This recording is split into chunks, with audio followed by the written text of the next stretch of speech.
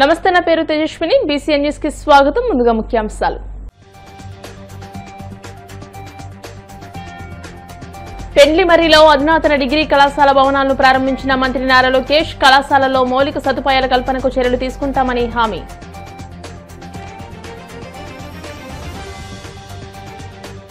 Bhimavaram BJP కార్యాలయంలో ఘనంగా పవన్ కళ్యాణ్ పుట్టినరోజు వేడుకలు. కూటమి ప్రభుత్వం ఏర్పాటులో క్రియాశీలక పాత్ర పవన్దే అన్న కేంద్ర మంత్రి శ్రీనివాస్ వర్మ.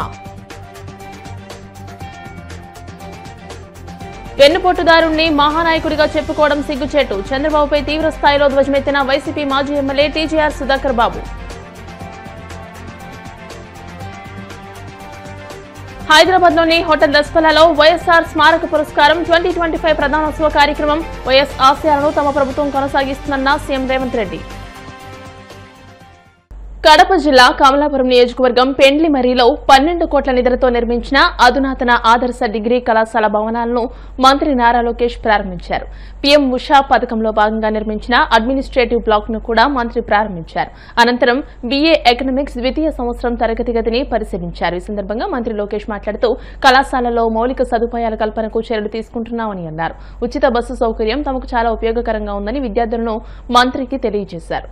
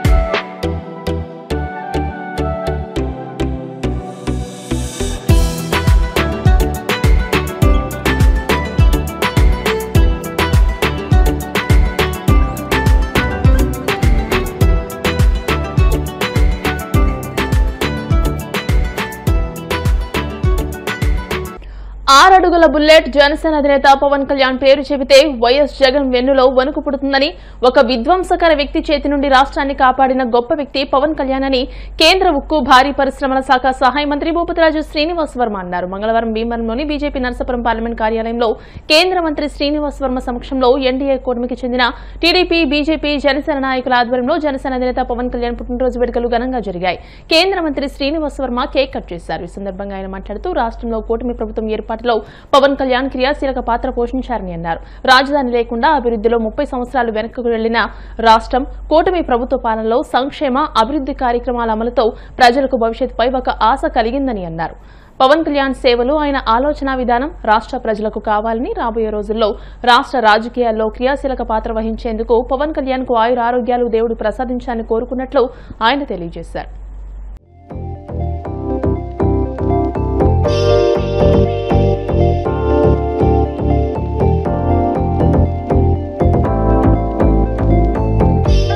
జనసేనాధిపతి ఏదైతే ఈ రోజు రాష్ట్రంలో ఏర్పడినటువంటి కూటమి ప్రభుత్వం యొక్క ఏర్పాటులో క్రియాశీలకమైనటువంటి పాత్ర పోషించినటువంటి వ్యక్తి, ఏ వ్యక్తి పేరు చెప్తే వైఎస్ జగన్మోహన్ రెడ్డి వెన్నులో దడపుడుతుందో, 6 అడుగుల బుల్లెట్ అయినటువంటి పవన్ కళ్యాణ్ గారి యొక్క పుట్టినరోజు వేడుకలు 3 పార్టీల కార్యకర్తల సమక్షంలో పెద్ద ఎత్తున నిర్వహించడం జరిగింది. పవన్ కళ్యాణ్ గారు సినిమా నటుడే కాదు, ఈ రాష్ట్రం ఒక విధ్వంసకరమైనటువంటి నాయకుడి చేతిలో పడిపోయి రాష్ట్రం సర్వనాశనం అయిపోతున్నటువంటి సందర్భంలో ఆ పార్టీని, ఆ వ్యక్తిని గద్దెదించాలనేటువంటి ఒక సంకల్పంతో ఈ రాష్ట్రంలో ఉన్నటువంటి తెలుగుదేశం, జనసేన, బీజేపీ పార్టీలని కలిపి కూటమిగా ఏర్పాటు చేయడంలో ముఖ్య పాత్ర పోషించినటువంటి వ్యక్తి. ఆవేళ ఆయన తీసుకున్నటువంటి నిర్ణయం కారణంగా ఈవేళ రాష్ట్రంలో భవిష్యత్తుపై ప్రజలకు ఆశ కలిగింది అనేటువంటి విషయం వాస్తవం. గత 5 సంవత్సరాల్లో రాష్ట్రం గత 25-30 సంవత్సరాలు వెనక్కి వెళ్లిపోయినటువంటి పరిస్థితి నుండి రాష్ట్ర రాజధాని లేనటువంటి రాష్ట్రంగా మిగిలిపోయినటువంటి రాష్ట్రం 10,000 కోట్ల ప్రభుత్వం ఏర్పడిన కారణంగా ఎన్నో సంక్షేమ పథకాలు అమలు చేస్తూ, అభివృద్ధి కార్యక్రమాలు అమలు చేస్తూ ఈ రాష్ట్రం నుండి ప్రజలు వలస వెళ్లిపోయినటువంటి పరిస్థితుల నుండి ఆంధ్రప్రదేశ్ భవిష్యత్తుపై ప్రజలకు తిరిగి ఆశ కలిగింది అంటే ముఖ్యంగా పవన్ కళ్యాణ్ గారు అనేటువంటి విషయం మనం చెప్పుకోవాల్సినటువంటి అవసరం ఉంది. మరి అటువంటి పవన్ కళ్యాణ్ గారి వేడుకలు మన ఇవాళ పెద్ద ఎత్తున ఇక్కడ నిర్వహించడం జరిగింది. టీడీపీ వ్యవస్థాపకుడు స్వర్గీయ ఎన్టీఆర్ కు వెన్నుపోటు పొడిచి పండుగ చేసుకోవడానికి చంద్రబాబుకు అసలు సిగ్గుందా అని వైసీపీ మాజీ ఎమ్మెల్యే టీజేఆర్ సుధాకర్ బాబు ధ్వజమెత్తారు. ఎన్టీఆర్ మరణానికి కారణమైన వ్యక్తి చంద్రబాబుని వ్యవస్థలను మేనేజ్ చేసి సీఎం అయిన నీచ చరిత్ర చంద్రబాబుదని మండిపడ్డారు. తాడేపల్లిలోని వైసీపీ కేంద్ర కార్యాలయంలో ఆయన మీడియాతో మాట్లాడుతూ వైఎస్ జగన్ ను ప్రతిపక్ష నేతగా గుర్తించే దమ్ము ధైర్యం చంద్రబాబుకు ఉందా అని ప్రశ్నించారు. అధికార కూటమి కాకుండా రాష్ట్రంలో ఉన్న ఏకైక పార్టీ వైసీపీనని రాజ్యాంగబద్దంగా ప్రజల సమస్యలపై చర్చించే టైం ఇవ్వమని అడుగుతున్నా చంద్రబాబు చలించడం లేదని దుయ్యబట్టారు. ప్రజలచే ఎన్నుకోబడిన ఓ ముఖ్యమంత్రిని ఆయన బెజంలాడుకొని కాళ్లు పట్టుకుని నీ పార్టీలోకి వస్తాను మావయ్య అని భార్యతో చెప్పించుకుని ఆయన ఒప్పించుకుని ఆయనకి ఇష్టం లేకపోయినా గడ్డం పట్టుకొని కాళ్లు పట్టుకొని బ్రతంలాడుకొని భార్యతో రికమెండేషన్ చేయించుకొని తెలుగుదేశం పార్టీలో జాయిన్ అయిన ఈనాటి ముఖ్యమంత్రి నారా చంద్రబాబు నాయుడు చరిత్రని ఈ రాష్ట్ర ప్రజలకు చెప్పాలన్నది మా యొక్క ముఖ్య ఉద్దేశం. విలువలకు విధ్వంసం పలికిన రోజు, నడిబజారులో ప్రజాస్వామ్యాన్ని కూనీ చేసిన రోజు, మీడియా విశృంఖలమైన రాతలతో ప్రజలచే ఎన్నుకోబడిన ఎన్టీఆర్ ను అర్ధాంతరంగా చంద్రబాబు నాయుడు కుట్రతో దింపిన రోజు, దేశ రాజకీయాలలో ఎవరూ చేయని సాహసం చేసిన రోజు, అత్యంత దుర్మార్గమైన రోజు, హేయమైన రోజు, జుగుప్సాకరమైన రోజు. ఈ రోజుని ఆయనేమో పండగ చేసుకున్నారని ఉబలాట పడుతున్నాడు చంద్రబాబు నాయుడు. ప్రజాస్వామ్యాన్ని కూనీ చేస్తూ ఎన్టీఆర్ కు వెన్నుపోటు పొడుస్తూ అక్రమంగా ముఖ్యమంత్రి సీటును లాక్కున్న రోజును సంబరాలు చేసుకోవాలని మీకు అనిపించటమే ఈ రాష్ట్రం చేసుకున్న ఓ దురదృష్టకరమైన రోజు, సిగ్గుచేటు. ఎన్టీఆర్ కు వెన్నుపోటు పోవడమే కాదు, ఆయనను మానసిక వ్యధకు గురి చేసి కృంగిపోయేటట్టు చేసి అవమాన భారంతో రోజు రోజుకి కృంగి కృషించి చనిపోయేదాకా వెంటాడిన రోజు. విశ్వవిఖ్యాత నట సార్వభౌముడిగా పేరొందిన ఎన్టీఆర్ కాంగ్రెస్ పార్టీలో నుంచి లేటుగా వచ్చిన అల్లుడి చేతిలో వెన్నుపోటుకు గురైన రోజు. వద్దు ఆయన వద్దు, మన పార్టీ పెట్టుకున్నప్పుడు లేడమ్మా, మన పార్టీలోకి తీసుకోవడానికి కుదరదని కూతురికి చెబితే లేదు నానా అని నాన్న దగ్గర మారాన్ చేసింది, ఏడ్చింది. భర్తని తెలుగుదేశం పార్టీలోకి తెచ్చుకుంది. చిట్ట చివరికి ఆ భర్త తన తండ్రిని వెన్నుపోటు పొడుస్తుంటే కనీసం ఆపలేకపోయిన అమ్మ చూసిన రోజు. కడుపును పుట్టిన సంతానం ఒక్కరు కూడా ఆదుకోని రోజు. ఏ ఒక్కరూ ఎన్టీఆర్ ఆత్మగౌరవాన్ని కాపాడుకోలేని రోజు. ఆంధ్రుల అభిమాన నాయకుడిని నడిబజార్లో రాళ్లతో చెప్పులతో కొట్టిన రోజు. తెలుగుదేశం పార్టీ వాళ్ళు సంబరాలు చేసుకోవాలని ప్రయత్నం చేస్తున్నారంటే మిమ్మల్ని ఏమని చెప్పాలి ఈ సందర్భంగా అంటున్నాం. అంటే ఈ 20 ఏళ్ల 15 ఏళ్ల 19 ఏళ్ల పిల్లలకు 25 ఏళ్ల పిల్లలకు ఆ రోజు జరిగిన సంఘటన తెలియదు. మాకు కూడా నవ యువకులుగా ఆ రోజున 20 సంవత్సరాల యువకులుగా మా కళ్ల ముందు జరిగిన ఘోరాన్ని ఈ రోజున ఈ ప్రజలకు చెప్పాలన్నదే మా ఆకాంక్ష. అది ఓ చరిత్రాత్మకమైన వెన్నుపోటు ఘట్టం, ఎవరు చేయలేని వెన్నుపోటు ఘట్టం. నమ్మి పిల్లనిచ్చిన మామను అర్ధాంతరంగా అబండాలేసి ఆయన స్త్రీలోలుడని ఆడవాళ్ల పెచ్చుందని వాళ్ళకి ఈ రోజున కొమ్ము కాస్తున్న వాళ్ళకి అనగా తెలుగుదేశం పార్టీకి తోక పత్రికలుగా చంద్రబాబు నాయుడిని భుజానేసుకుని పదే పదే కాపాడుతున్న కొన్ని పత్రికలు ఆ రోజు ఎన్టీఆర్ యొక్క వ్యక్తిత్వాన్ని హననం చేస్తూ ఎన్టీఆర్ని నడిబజార్లో ఉరేసిన రోజు. ఈ రోజున మీరు ఎలా సంబరాలు చేసుకుంటారు? మీకు మానవత్వం ఉందా? మీరు అసలు రాజకీయ నాయకులేనా? ఎక్కడైనా రాజ్యాంగంలో సంఖ్యాబలం నిరూపించుకోకుండానే తన దగ్గర ఇంతమంది ఎమ్మెల్యేలు ఉన్నారు, మీరు నాకు అవకాశం ఇస్తే ఈ ఎమ్మెల్యేలందరినీ మీ ముందు ప్రవేశపెడతాను అని ముందు గవర్నర్ అడిగితే, గవర్నర్ గారు చూపించమని అడిగితే ఆ చూపించాల్సిన సంఘటన అసెంబ్లీలో జరగాల్సిన రోజుని అర్ధాంతరంగా ఏది జరపకుండా డైరెక్ట్ గా ముఖ్యమంత్రి పదవి ప్రమాణ స్వీకారం చేసిన చీకటి రోజు ఈ రోజు. సంబరాలు ఎలా చేసుకోవాలనిపిస్తుందో మాకు అర్థం కావటం లేదు. దురదృష్టకరం. ఆ ఎన్టీఆర్ నోట్లో నుంచి నువ్వు దుర్మార్గుడు అని, వెన్నుపోటుదారుడు అని, అవినీతిపరుడు అని, దోచుకోవటానికే నువ్వు ముఖ్యమంత్రి పీఠం ఎక్కడానికి ప్రయత్నం చేశావని, తనను మానసిక వ్యధకు గురి చేశావని ఎన్టీఆర్ చెప్పిన రోజు. కొత్త తరాన్ని రాజకీయాల్లోకి తీసుకొచ్చి నాయకులుగా తీర్చిదిద్దిన ఘనత ముఖ్యమంత్రి చంద్రబాబుకే దక్కుతుందని తాను కూడా ఆయన ప్రొడక్టేనని భీమిలి ఎమ్మెల్యే గంటా శ్రీనివాసరావు అన్నారు. సంస్కరణలకు కొత్త భాష్యం చెప్పి పాలనను ప్రజలకు చేరువ చేసిన చంద్రబాబు తెలుగు ప్రజల గుండెల్లో చిరస్థాయిగా నిలిచిపోయారని తెలియజేశారు. ఉమ్మడి ఆంధ్రప్రదేశ్కు 2 సార్లు, విభజిత ఆంధ్రప్రదేశ్కు 2 సార్లు మొత్తం 5,442 రోజుల పాటు బాధ్యతలు నిర్వర్తించిన ముఖ్యమంత్రిగా రికార్డు సృష్టించారని అన్నారు. 5 ఏళ్ల పాలనలో వైసీపీ రాష్ట్రాన్ని అప్పుల కుప్పగా మార్చగా ఏడాది కాలంలో ఆంధ్రప్రదేశ్ ను చంద్రబాబు అత్యున్నత స్థాయికి తీసుకువెళ్లారని అన్నారు.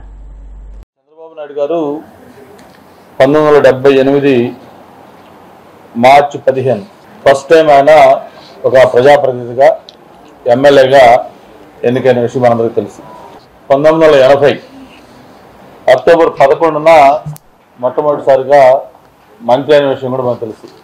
1995 సెప్టెంబర్ 1వ తేదీన మొట్టమొదటిసారిగా సీఎంగా ఆయన ప్రమాణ స్వీకారం చేశారు. ఉమ్మడి ఆంధ్రప్రదేశ్ రాష్ట్రానికి 2 సార్లు, కొత్తగా ఏర్పడ్డ ఆంధ్రప్రదేశ్కి 2 సార్లు, మొత్తం 4 సార్లు ముఖ్యమంత్రిగా ఆయన పరిపాలన చేస్తున్న విషయం కూడా మనం చూస్తూ ఉన్నాం. 5,442 రోజులు ఆయన ముఖ్యమంత్రిగా, 14 సంవత్సరాల 11 నెలలు, ఆల్మోస్ట్ ఆల్ 15 ఏళ్లు సీఎంగా.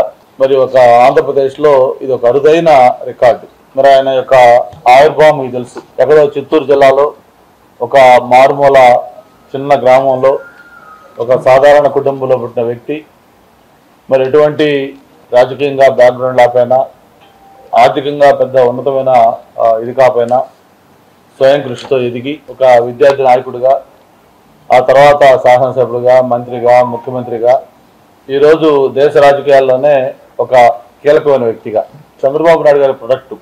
నేను రాజకీయాల్లోకి వచ్చింది చాలామంది తెలుగుదేశం పార్టీ ఎన్టీ రామారావు స్థాపించినప్పుడు కూడా ఈరోజు తెలుగుదేశం పార్టీలో చాలామంది నాయకులు ఎన్టీ రామారావు గారు తయారు చేసిన నాయకులు ఉన్నారు. కానీ ఆ నెక్స్ట్ జనరేషన్ మళ్ళీ చంద్రబాబు నాయుడు గారి ద్వారా రాజకీయాల్లోకి వచ్చిన వాళ్ళు ఉన్నారు. నేను కూడా ఆ కోవలోకి చెందిన వ్యక్తిని. 99లో నేను మొట్టమొదటిసారిగా అనకాపల్లి పార్లమెంట్ అభ్యర్థిగా పోటీ చేసినప్పుడు మాకు చంద్రబాబు నాయుడు గారు నాయకుడు, ఆయన నాకు బీఫామ్ ఇవ్వడం జరిగింది. అటువంటి చంద్రబాబు నాయుడు గారు రాజకీయాల్లో ఆయన ఢిల్లీలో ఆ 2004 ఎంపీగా ఉన్నప్పుడు చంద్రబాబు నాయుడు గారు ఢిల్లీ వస్తే దేశ రాజకీయాలు మొత్తం కూడా ఒక రకంగా షేక్ అవుతూ ఉండేవి. అంటే ముఖ్యమంత్రులే కాదు, సాక్షాత్తు కేంద్రంలో కీలకమైన పదవుల్లో అనేక మంది వ్యక్తులు వచ్చి ఆంధ్రప్రదేశ్ భవన్లో చంద్రబాబు నాయుడు గారిని కలిసి ఆయన యొక్క సలహాలు సూచనలు కూడా తీసుకుంటుంది. నేను స్వయంగా చూడటం జరిగింది. అంటే ఈ దేశంలో ఏదైనా ఒక క్రైసిస్ వచ్చినా, లేదా ఒక పెద్ద ఇంపార్టెంట్ డిసిషన్ తీసుకోవాలన్నా దాంట్లో ప్రధానంగా చంద్రబాబు నాయుడు గారి యొక్క ముద్ర, ఆయన యొక్క ఆలోచన, ఆయన యొక్క నిర్ణయం అనేది చాలా చాలా కీలకమైంది. మొట్టమొదటిసారిగా ఆయన ముఖ్యమంత్రి అయిన తర్వాత తొలి టర్మ్లోనే ఆయన అడ్మినిస్ట్రేషన్ ఏంటో అందరూ కూడా అర్థమయ్యేటట్టుగా చేయడం జరిగింది. అప్పటిదాకా కూడా పరిపాలన అంటే సెక్రటరియట్లో కూర్చోవటం, మొట్టమొదటిసారిగా ప్రజల వద్దకే పరిపాలన అని చెప్పి అధికారుల్ని, ప్రభుత్వ యంత్రాంగం మొత్తాన్ని కూడా ప్రజల వద్దకు పరుగులెట్టించి ప్రజలకు పరిపాలనని చేరువ చేసిన ఒక సంస్కరణవాది చంద్రబాబు నాయుడు గారు. అంటే ఇవన్నీ కూడా ఎందుకు చెప్తా ఉన్నానంటే, ఒక దూరదృష్టి ఉన్న వ్యక్తికి, ఒక విజనరీ లీడర్కి పరిపాలన ఎలా చేయాలి, అభివృద్ధి ఎలా చేయాలి, సంస్కరణలు ఎలా చేయాలి, ఇవన్నీ కూడా తెలుసు కాబట్టే అవన్నీ చేయగలిగారు. చంద్రబాబు నాయుడు గారు మొట్టమొదటి నుంచి ఒకటే చెప్తా ఉంటారు, అప్పులు చేసి సంక్షేమ కార్యక్రమాలు చేయటం కాదు, సంపద సృష్టించాలి, అసెట్ క్రియేషన్ జరగాలి.